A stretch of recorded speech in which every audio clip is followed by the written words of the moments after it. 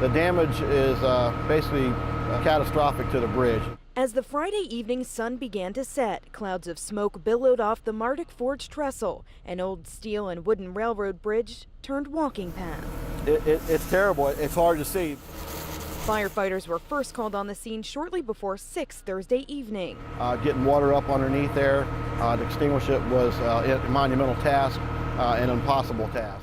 More than a day later, now they're letting the bridge burn out on its own. It's too dangerous for crews to be out there operating. We can't get out there to do anything with it. As embers continue to fly, they're monitoring the woods around the area as well as nearby homes in hopes of keeping the fire contained. If something does change, we make some calls and we'll come back out and hit her hard again. On the 12th night of Christmas, the brassy tones of trombones filled the air at Derry Presbyterian Church. But the crowd lined the pews for more than just the music. There's a part of your mind that wants to say, you've no business enjoying this in view of what has happened.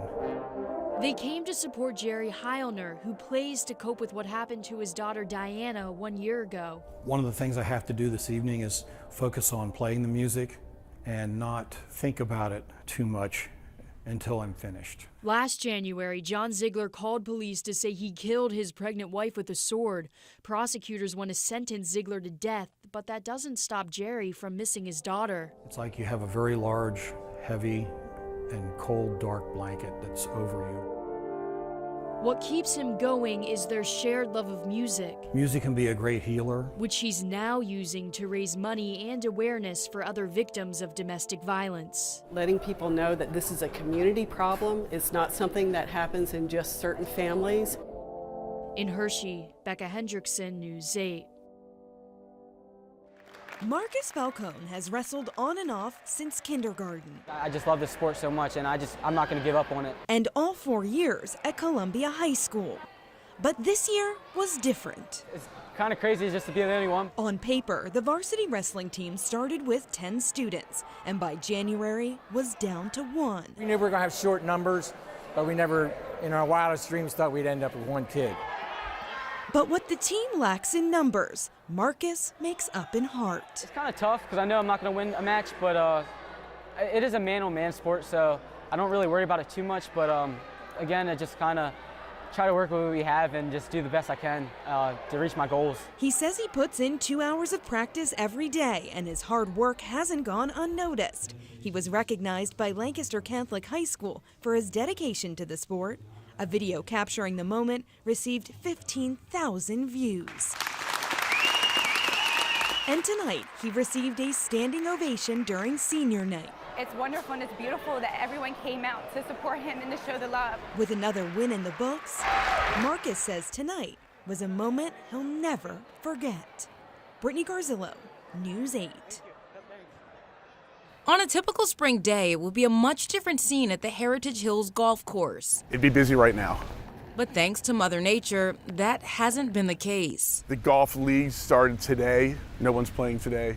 And it's fair to say no one will be for a bit. Golf has been postponed till next week just because of the bad weather. However, the slow transition from winter to spring hasn't been all bad news for the resort. Thanks to the colder temps and the snow, it was able to keep its tubing attraction up and running until last week. And that was a good season when we had it. However, the folks at Heritage Hills are ready, like a lot of us, for warmer and sunnier days to arrive. We need spring to come in. Simple as that. In York County, Danielle Woods, WGAL News 8. So I'm going to ask that we just take 10 seconds, bow our heads, remember why we're here. Inside Mudhook Brewing Company, a moment of silence for 2 fallen York firefighters, Ivan Flancha and Zachary Anthony. First responders are so selfless, and when we lose 2 of them in our home community, I feel as though it's our duty to give back somehow to the families. So Thursday evening, Mudhook regular Natasha Kara stepped behind the bar to raise money for their families. So all of the tips that the 4 of us make behind the bar will be donated to the families. Her goal, to reach $1,000. 1 hour in, she says they were already halfway there. The owner of Mudhook Brewing Company says they'll also donate a portion of their gross sales. A couple of breadwinners have passed, and there are families that are in need. York City Mayor Michael Helfrich was one of the guest bartenders. There are a lot of folks, including myself, that are hurting right now. And to see all these folks coming together, it really helps us. It helps the whole city. In York, Brittany Garzillo, WGAL News 8. The grace of God is the only reason that I'm back. One step at a time, Officer Jessica Higgins is reclaiming her life. I thought that I was going to die. Because 1 year ago, skull fracture, ligament damage in my neck. A car hit her from behind while she was biking in southern Lancaster County, leaving her with a list of broken bones and a traumatic brain injury. You know how your brain works, and when it's not functioning 100%, it's very, very frustrating. Adding to that frustration, an increasingly long rehab process. Not being able to recover and turn to work. But after months of physical therapy, she finds herself back in the gym. Realistically, there's a fact that things won't be 100% the same. They won't. But using that as an excuse for the rest of my life is unacceptable to me. And as of 1 month ago, back on the job and back to taking care of her family. I have a husband and a son at home. You know what it is if you have kids and you have family. It's important to be able to provide. In Lancaster, Becca Hendrickson, News 8. I didn't feel that I was going to make 100.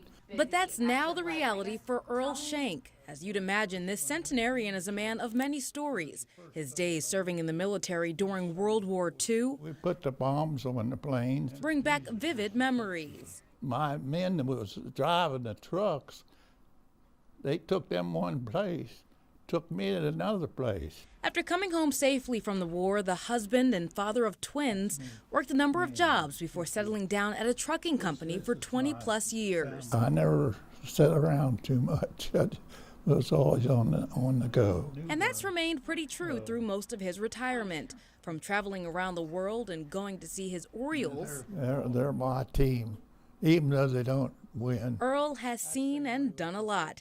These days, though, he cannot get around so easily, but he still makes time for his puzzles, 30 minutes of exercise each day, and family.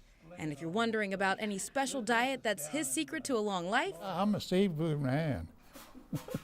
I'm ready for a lobster tail any time. in Hanover, Danielle Woods, WGAL News 8.